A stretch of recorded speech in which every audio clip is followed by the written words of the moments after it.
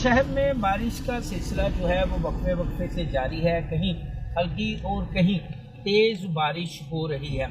Almost शहर के जितने भी निषेधी इलाके हैं वो मुकम्मल तौर पर पानी में डूब चुके हैं। सूरत हाल ये है कि शायद शहर की कोई ऐसी सड़क हो जहाँ पर पानी मौजूद ना हो।